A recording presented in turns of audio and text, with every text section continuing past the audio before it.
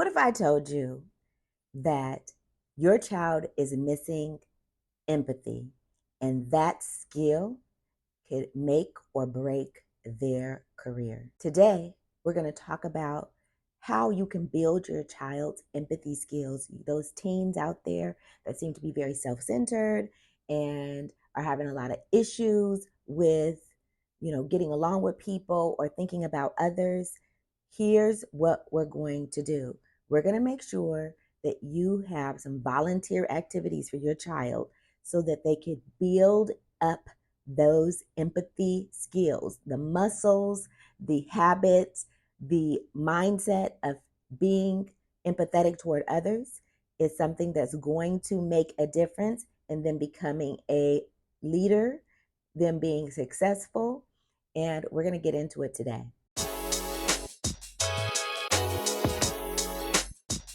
Hey, thank you for joining us for another episode of the Falling for Learning podcast. Please hit the subscribe button. We're here for you, and you want to stick with this channel if you have teens and tweens, or you're a caregiver, right? You might be a parent, you might be a caregiver, and you want to know what to do to keep them on track for learning and to stay on track for success. Hit the subscribe button. We're so glad that you joined us because we're going to talk about the 7 ways that we could include volunteer time in your child's life so that they are successful in business, successful in career, successful as far as building relationships with others. So we're going to start with number 7. Is like the lowest hanging fruit is they could do peer support. They could volunteer for peer support. Now, certain campuses have programs where children are able to have lunch with, hang out with, after school, kids that are, have special needs. They are in a segregated type of classroom. They're in a special needs classroom or something like that. Or people who have disabilities, they may be in a wheelchair or otherwise. And these peer support groups are very easy because the kids already go to school with them. They help them to put themselves in that person's shoes, hanging out with them, learning how to communicate with them, think about them from their point of view, getting around campus, relating to others, maybe some issues that are the same. Those kids have, romantic interests just like kids that, aren't in a special needs program or something like that. And just being able to interact with these kids in a productive way is going to go a long way for them to understand that, people don't choose, certain disabilities that they have. They don't have control over it, but they still want to relate in the world as adults, as teenagers, and to be taken seriously, to be valued. And that is a big thing that kids need to understand when we're thinking about empathy. So very easy. You don't have to take them anywhere. They're already at school. And of course, if you're in homeschooling, then you have homeschool collectives, and then you have a range of kids that you could meet with. And one of those groups of people could include people with special needs or who have a disability, and hanging out with them, volunteering to, be a friend to those kids that may find problems integrating into the school with others because they have, a visible difference that makes people not want to associate with them or to be friends with them. So this would go a long way for your child. The number 6 way to get your child to strengthen those empathy muscles is volunteering at a food bank. Now, this can be a one-time activity, just like the peer support group. Maybe you do it once, maybe you do it on a regular basis. But, gathering up food from your house. A lot of us overshop. We have extra food. We have, extra money that we can buy food with and give to people. As a child, our family was definitely recipients of food banks at different times in our lives. And it went a long way to help us have some food stability. And this helps open up the eyes of your child about what other people do not have.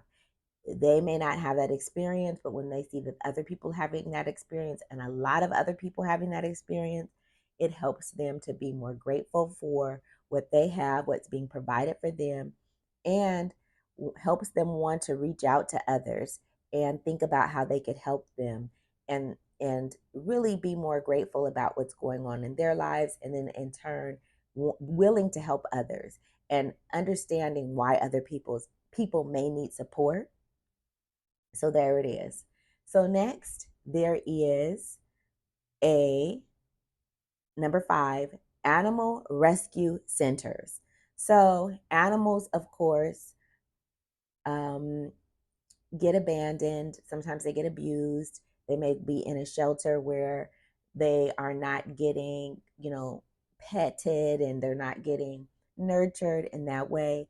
And a child could come in, a teen could come in, a preteen could come in and help.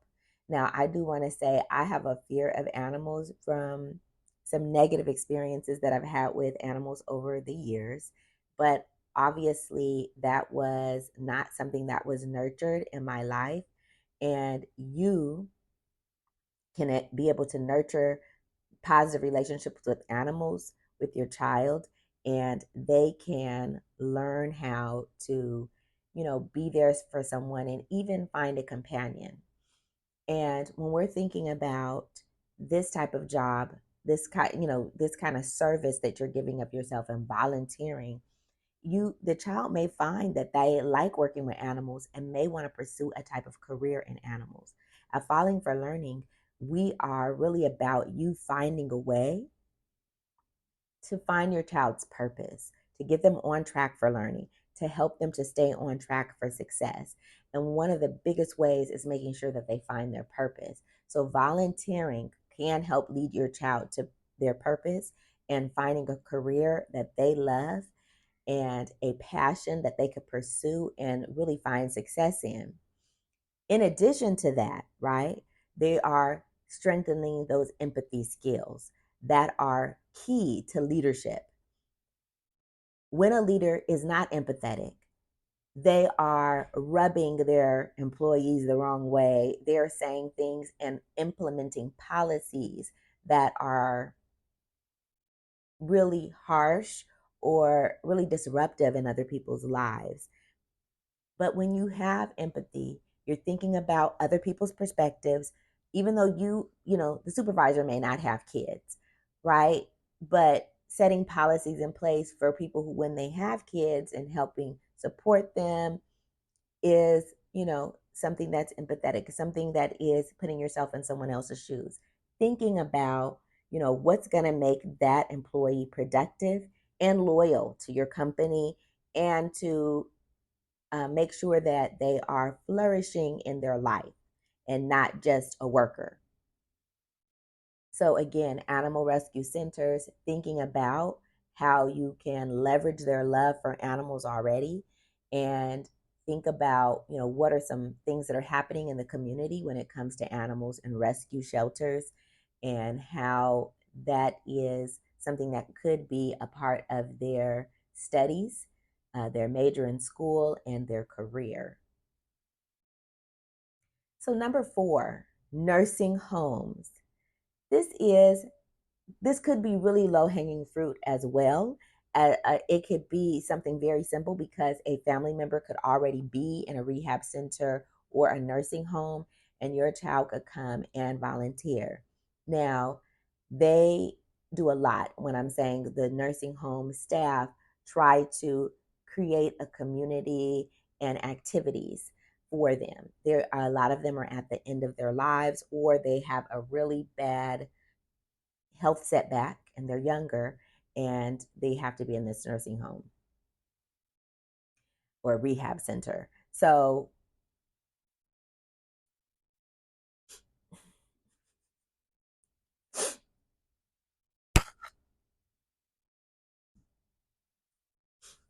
So, thinking in terms of the nursing home, what kind of activities can your child do? Do they play music? They can play music for the residents. They could also sing for the residents, perform other ways. They could do magician shows, display a variety of skills so that they can be a form of entertainment for the residents of the nursing home or rehab center. In addition to that, when I'm saying rehab center, let me take a step back. I am talking about physical rehab. Every center is different. I wasn't talking about drug recovery. Um, that may or may not be something that you want to do or be part of your child's life already. So that's what you need to take in consideration. But when I heard myself, saying what I'm saying, then you may think I'm talking about one thing, but I really was in my mind thinking about the physical therapy or something like that. So be aware. Okay, so the next thing with the kids, the teenagers can play games with the residents, right? And they also could just listen to them. These older people have wonderful lives that they've lived. And of course, they're in another stage of their life. And just to hear about when they were teenagers or how much technology has changed, think about how the world is different from when they were a teenager until how these children are teenagers and dealing with this. Um, it would mean a lot for them to hear what those struggles were and what those journeys were, and to hear any advice they had to give. Obviously, they have perspectives and they've lived life and been through some things that your child may be going through now, or maybe even go through the future, and kind of like a forewarning of what they should be aware of, don't get involved in, just to honor older adults by giving back, by spending time with them, by listening in. And different people have family structures where maybe the family doesn't live nearby them, or they're estranged from their family.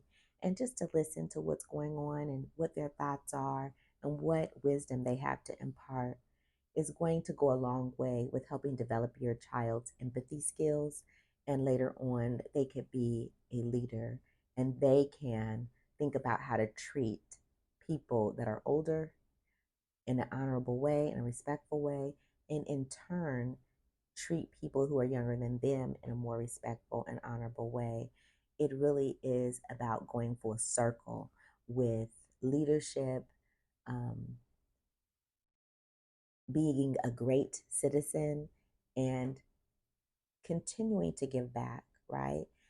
We know that kids, of course, are born into the world and we give and give and give to them. But as they get older, they need to make that transition to being a person who gives and contributes to a society, to a group, to a family. And this happens through volunteerism and the habits of mind that it brings when they do this volunteer time. So number 3, environmental cleanup. So obviously, we have, a lot of people talk about climate crisis. Again, that's not either here or there when it comes to this. We just need to know, like, there's pollution in the ocean. That's irrefutable. There's pollution, and I live in the Los Angeles area, so we have the LA River, and we have organizations that try to revitalize and help the Los Angeles River. And of course, your child can help with the flowers, the flora, um, and the animals that live in that habitat, or trying to repopulate that habitat, in the biodiversity in that area, right? So it would be a great service to the community if your child volunteers for these environmental cleanup events. Now, they may have to get dirty, and this is why I made it number.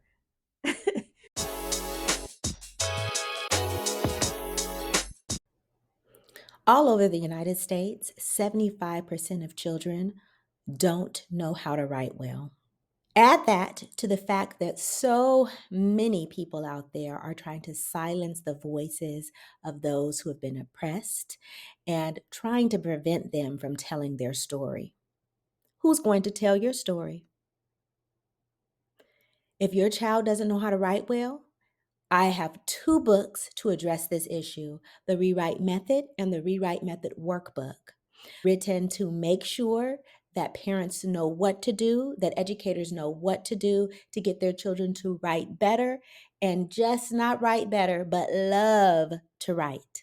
Make sure that your next generation could tell their story and they won't be silenced. Go to fallingforlearning.com today to purchase your set. Number three, because they may have to get dirty. They might, they're getting out of their comfort zone. And, that's what empathy is about. You're comfortable understanding your point of view and what things are like for you. In empathy, you are getting out of what your normal is and thinking about what other people, other animals, other living beings have to go through. And you're contributing now. You're someone who's going to be a help instead of someone who may be the one getting helped and getting cared for. You're doing the caring for and um, the one that's helping. So empathy and volunteerism go hand in hand, and environmental cleanup happens a lot during, Earth Day. It happens, keeping up, getting on the mailing list of these different organizations. It's going to help make sure that you know where to go to get support, to give support in this case, right? And knowing when these events happen, getting your child on a regular basis of volunteering. Now, what I didn't talk about is, of course, this is part of school curriculum or school requirements for graduation, is to volunteer. But, they may say you need 10 hours. I don't, I know it's like minimal, right? But getting your child into doing this on a regular basis can mean so much. If lots of us get our kids to do this when they're teenagers, then we're going to have a better world overall, because they're going to be thinking about others. They're going to be putting themselves in other people's shoes, even if they don't have experiences that the people that they're helping have. They now have seen it firsthand, have talked to people, have worked with them, and it'll help them to make policies that are more beneficial for the whole, for the majority, and not just a few people. They're going to be our voters. They're going to be our legislators in the tomorrow, right? In the years to come, and we are nurturing those habits of mind, those just really self-reflection, and and and seeing other people in a respectful way, and not just being in your silo of experience, but just thinking outside of what is just you, so that we could think about how we could benefit everyone. So environmental cleanup, clean up those rivers, clean up those oceans. And of course, wherever you are living, there is a area in the environment that can be cleaned up and that people should be cleaning up. And maybe you and your child spearhead the cleanup of an area, or you know try to partner with a university or something like that that cleans up an area. But a lot of environmental work is done at the local level, and most likely you could just go and be a part of a cleanup event instead of trying to initiate one. But you never know. The number two way to get your child involved in volunteerism and help them to become more empathetic is being a mentor to younger children.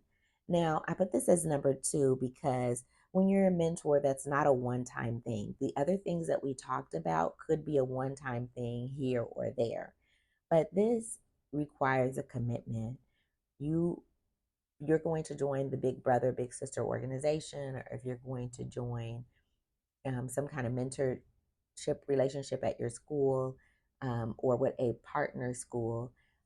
Going, they teenagers sometimes go to elementaries and read to kids or do different things with kids. Being a mentor is a long term relationship, it's not a one time thing. I read to you on last month, and I'll see you next year.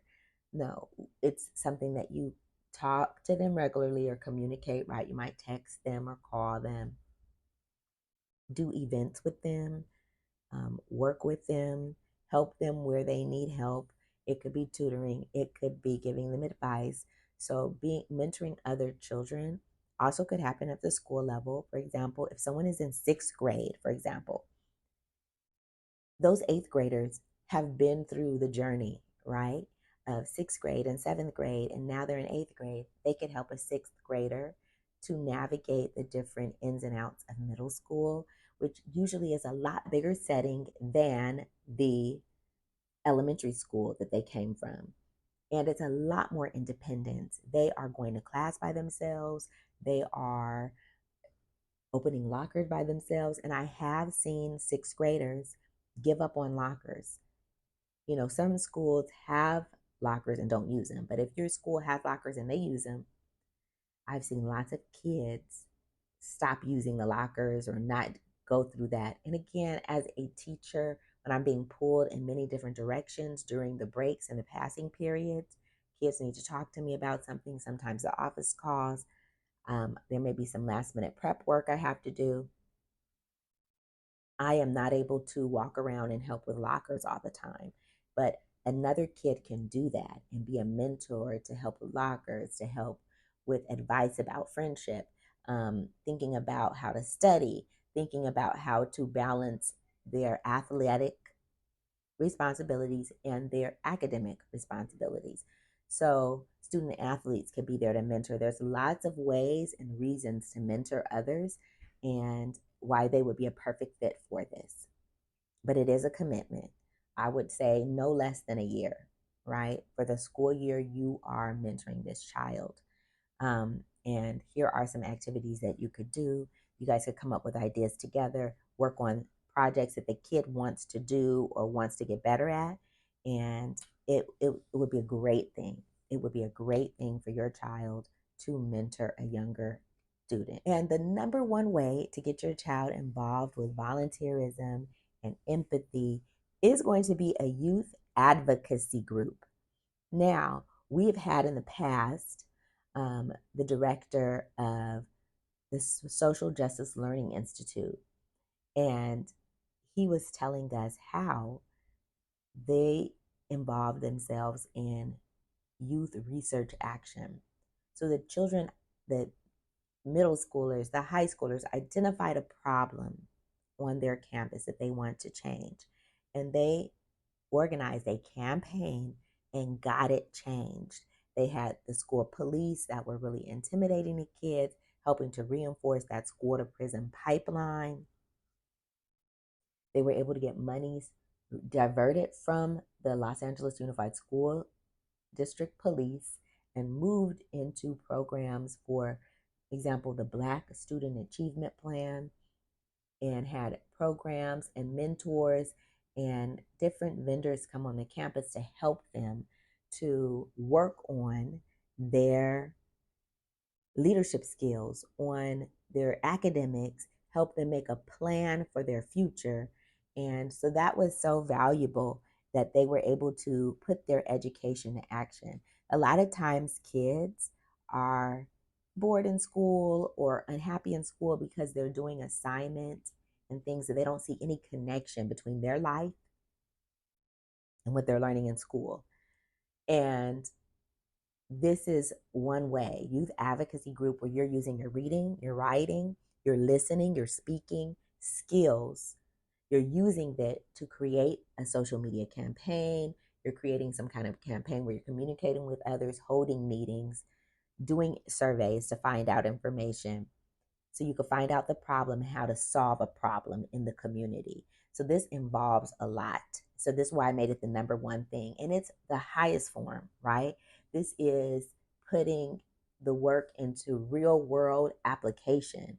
So you're writing a speech, you are making an ad, you are doing all these things to make sure that you have change in your community.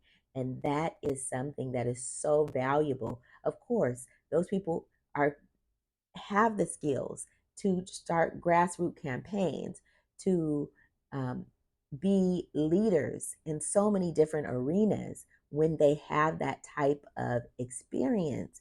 And so that is a way to get your child volunteering and involved in something that they love and that they care about. So, again, it is so important to strengthen those empathy skills, the ability to put yourself in someone else's shoes, to understand what other people are feeling, to help when those other people don't have help, understand why they need help, and give them that kind of help that they want and deserve. And we talked about the 7 ways to do that. Of course, number 7, peer support. So just, volunteering to help students that have special needs or have disabilities at the school, eating lunch with them once a week or something like that, is very helpful. Volunteering at a food bank is number 6. Number 5, animal rescue centers. So making sure you take time to help animals that are, needing to be rescued. They were abandoned. They did not have help. They were maybe even been harmed by others. Nursing home is number 4. Using your talents to create an entertainment night for the nursing home residents. Also, you can play games with them. You could even just spend time and listen, do some cleaning up for them, but listening to them about their stories and, you know, really getting your child, your teen time to soak up that information, that wisdom that they have to give. Number 3, environmental cleanup, getting involved in those events on Earth Day, getting involved in those events in your community, cleaning up the oceans, cleaning up the rivers in your area. And there's many other opportunities. And again, we will connect you with the blog that has all the information in the show notes. Then there's a mentoring younger children, number 2. So making sure that your child is establishing a relationship with a younger child and helping them navigate, you know, middle school. They're eighth grade now. They're helping them navigate middle school. They are maybe the fifth graders helping them navigate elementary school.